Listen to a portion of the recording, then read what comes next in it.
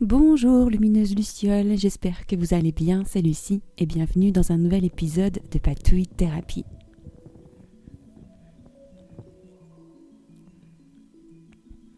Aujourd'hui, je vais vous emmener un petit peu en balade avec moi et on va jouer dans le journal de Vadrouille.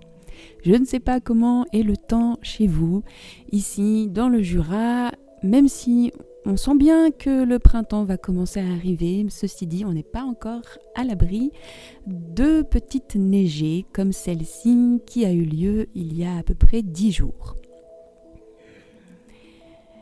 Alors, ce journal de Vadrouille. Je ne vous cache pas que j'ai du mal à écrire dedans et à jouer dedans parce que en ce moment j'ai du mal à aller me balader, je ne sais pas pourquoi.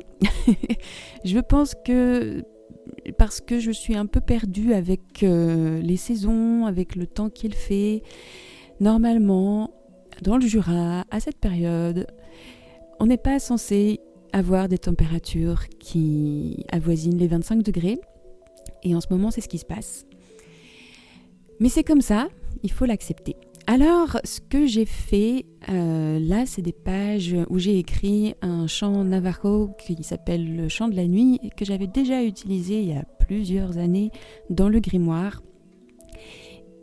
Et ce que je fais en fait maintenant, c'est que j'amène mon journal de vadrouille avec des textes inspirants, des textes de sagesse ancestrale comme le chant de la nuit, mais d'autres aussi. Et en fait, je lis les textes dans ma forêt. Je les lis à voix haute ou à voix basse, peu importe, mais j'aime bien avoir un texte avec moi. Et donc, là, je vais préparer des pages à la fois pour accueillir des photos de ma forêt, à la fois pour jouer avec des choses qui traînent sur mon bureau, comme les imprimables que vous avez vus, et puis les petits ephemera que j'ai découpés, et puis aussi pour écrire ces textes ancestraux que j'ai envie de lire dans la nature. Et en fait, ces lectures, ces choses que je dis dans mes balades, c'est un peu comme des offrandes à ma forêt. Parce que ce dont je me suis rendu compte aussi, c'était que souvent, quand on va en nature, je ne sais pas pour vous, mais on y va pour faire quelque chose, pour prendre quelque chose, pour chercher quelque chose. Et en fait, moi, je me demandais, mais qu'est-ce que j'ai à offrir ? Qu'est-ce que j'ai à offrir à la forêt qui soit pas polluant, qui soit pas négatif ? Et ce qui vient... Et ce que j'avais fait aussi beaucoup il y a 4 ans maintenant, c'est de chanter en fait. Chanter, offrir ma présence, offrir des belles choses, des belles paroles, de la belle énergie. Voilà. Et je pense qu'elle apprécie ma forêt. donc voilà. Alors là, j'ai commencé, comme d'habitude, avec un imprimable sur lequel il y a un vitrail. Et comme je ne savais pas vraiment par où commencer, à chaque fois, je commence par faire une porte. Ce qui me permet d'ouvrir symboliquement le canal de la créativité. et j'adore, à chaque fois, ça me met en route et d'une manière qui est toujours très symbolique. J'aime beaucoup. Donc j'ai ouvert ma porte, j'ai découpé une photo pour mettre derrière la porte et ensuite j'ai tout simplement collé 2 petites photos avec du scotch double face. Sur la page de gauche, donc il me restait un bout de papier, du papier que j'ai collé sur la page de droite. Donc là le challenge c'était un peu vraiment d'utiliser le plus possible les éléments que j'avais sélectionnés. Donc j'en ai fait de cette bande de papier un belly band et je vais ajouter donc ce petit ephemera qui est une espèce de médaillon bocal, je ne sais pas comment l'appeler, qui se plie et qui se déplie, qui s'ouvre, donc ça fait une espèce de petit mini carnet. Et donc là j'en ai fait un petit livret dans lequel j'ai mis une photo de Myosotis. Donc il y a des photos qui datent, comme les photos du paysage enneigé, ça date de décembre 2023. Et puis il y a des photos du printemps 2023 que j'ai toujours pas utilisées. Donc comme en ce moment on est entre le printemps et l'hiver, c'était bien, je trouvais, d'avoir ces deux paysages qui cohabitent. Et donc là, j'ai perforé juste un petit élément de cette photo où il y a une jolie petite fleur. Je ne saurais pas vous nommer les fleurs. J'utilise plus l'application qui dit le nom des plantes parce qu'en fait, moi, j'ai pas forcément un forfait qui me permet d'aller sur Internet à l'extérieur de chez moi avec mon téléphone. Et puis de toute façon, ça capte pas dans la forêt. Donc quand j'ai envie de savoir le nom des fleurs, c'est le moment où je suis dans la forêt. J'y pense pas forcément après, une fois que je suis de nouveau chez moi. Donc j'ai supprimé l'application et puis tant pis. Voilà. Et ensuite, je viens décorer donc ma page avec des bouts de photos que j'utilise un peu comme des bandes de washi tape. Et puis donc là, j'allais coller à nouveau une grande bande de photos. Et en mettant le scotch double face, je me suis dit, mais en fait, ça fait comme une pochette. C'était pas prémédité, mais je m'en suis rendu compte en collant ce scotch double face. Donc ça devient une pochette où je vais pouvoir insérer un petit élément. Et j'ai choisi cette enveloppe qui était parfaitement ajustée à la bonne taille.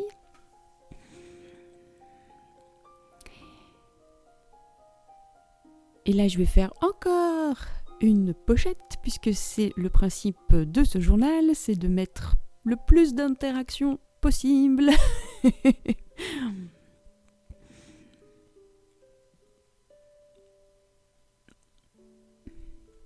Et alors aussi, ce que j'aime bien avec ce journal, même si j'ai en ce moment un petit peu de mal à jouer dedans, ceci dit, quand il fait très moche ou qu'on n'a pas envie de sortir, et ben ce journal c'est un peu comme si j'allais dans ma forêt. Et donc là, je vous emmène, on fait une petite pause pour aller dans la forêt. Donc comme vous le voyez, la neige a disparu, le printemps s'installe avec ses petits crocus, ça bourgeonne de partout. Et c'est chouette aussi. Il faut que j'apprenne à apprécier cette saison. Moi, c'est celle qui est la plus douloureuse à vivre parce qu'il faut revenir dans le monde extérieur après avoir passé quelques mois en hibernation. Et clairement, pour moi, l'hiver a été vraiment trop court. C'était pas un hiver habituel et c'était très, très angoissant. Et alors, j'hésitais aussi à partager avec vous ce qui s'est passé dans la forêt cet hiver. C'était un petit peu douloureux. Mon esprit de la forêt, je l'ai baptisé l'esprit de la forêt, mais voilà, c'est moi qui ai projeté sur lui des attentes. Il a été abattu. Aïe, aïe, aïe. Et j'y suis allée au moment... Enfin, j'ai vécu le moment où il a été abattu. Donc c'était un peu... C'était une épreuve assez intéressante. Mais c'était très intéressant parce que ça montre aussi que c'est nous en fait qui mettons nos attentes, qui projetons, qui sacralisons les choses et du coup qui rendons les choses d'autant plus douloureuses quand il y a des changements et les changements arrivent et c'est comme ça et voilà.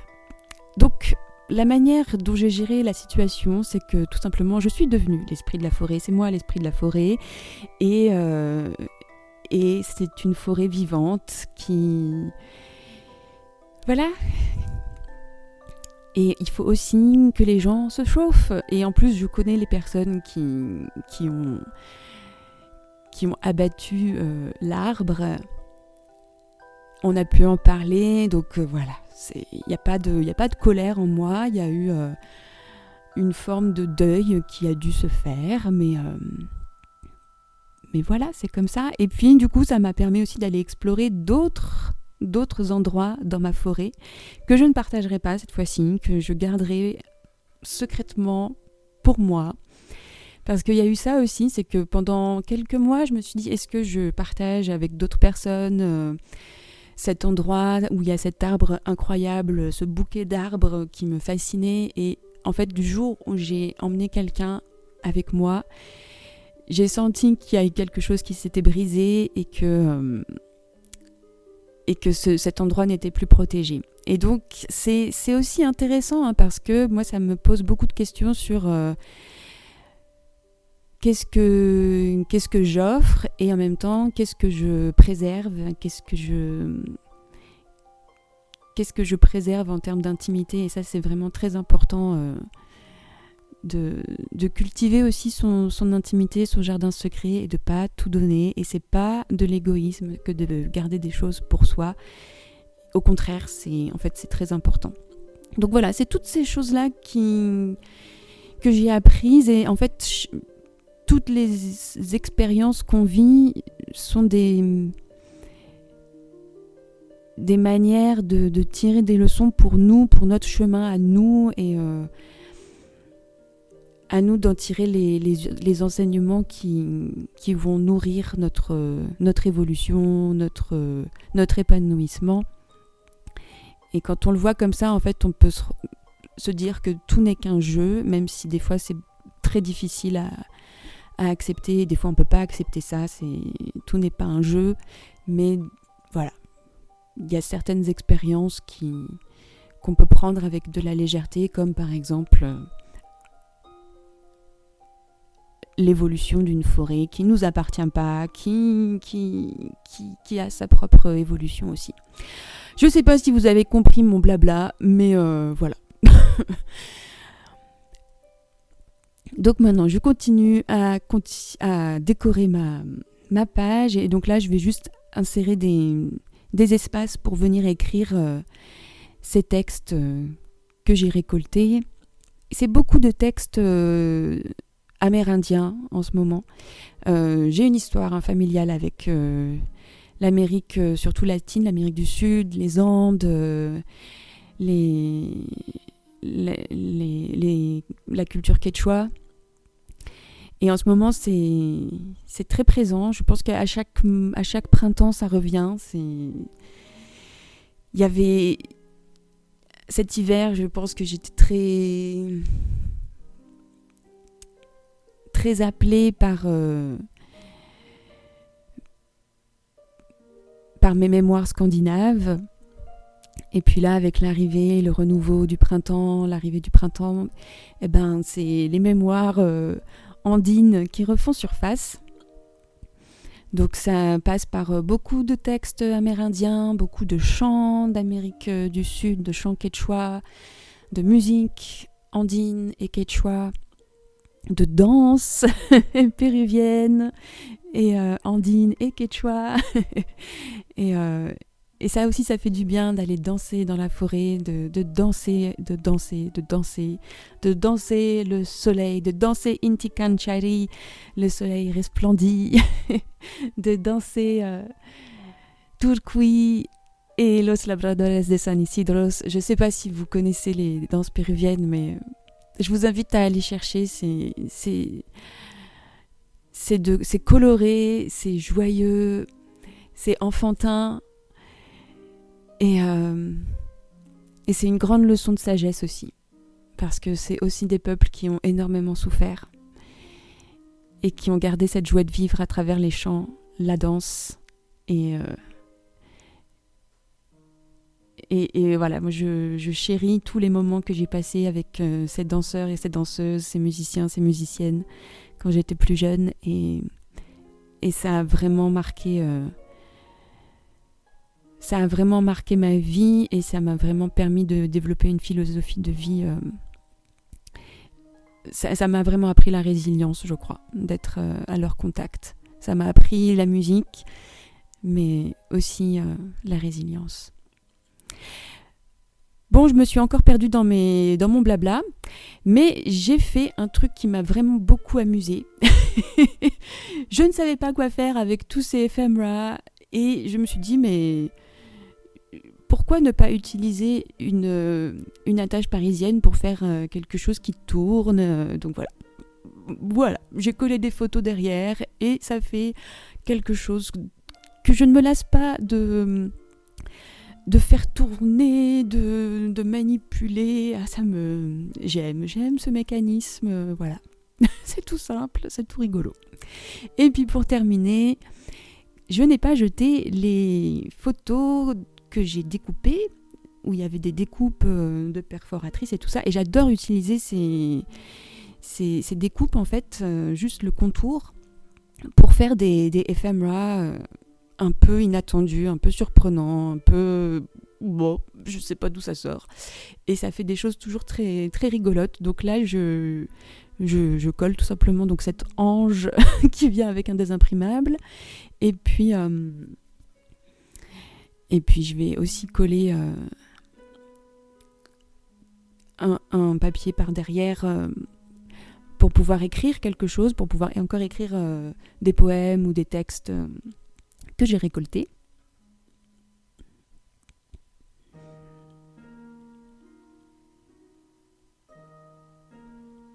Et puis je vais faire la même chose avec la photo dans laquelle j'avais perforé un petit beurre.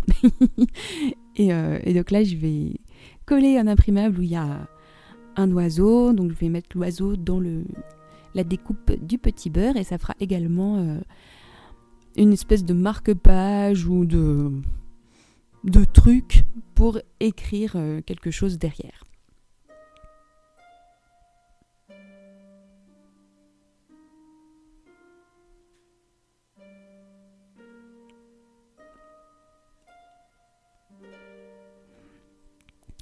Voilà, j'encre les bords, je trouve que ça rajoute quelque chose de sympa.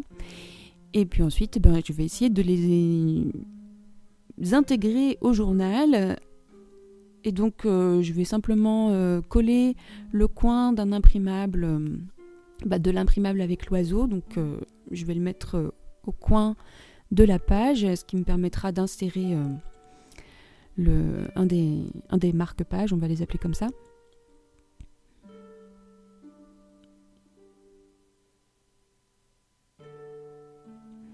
Et puis alors sur la page de droite, là je savais pas trop ce que je faisais.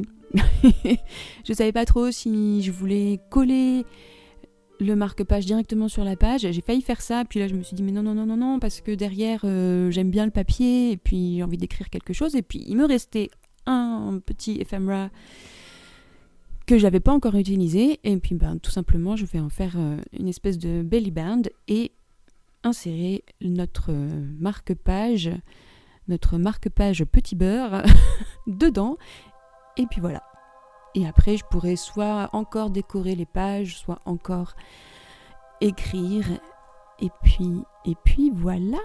Il me reste plus qu'à emmener mon petit journal avec moi et aller me balader et honorer la forêt et lui offrir des belles énergies, des belles pensées.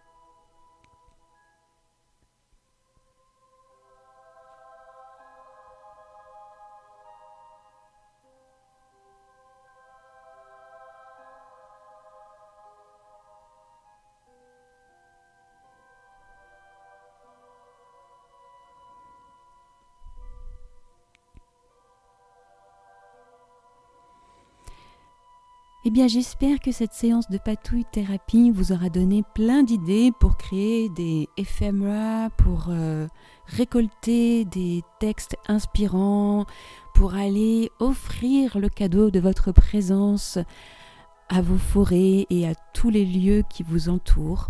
Un immense merci pour votre présence, lumineuse Luciole. Un immense merci tout particulier aux Lucioles qui soutiennent la petite chaîne sur Patreon. Prenez bien soin de vous et à très bientôt pour de nouvelles patouilles. Bye bye!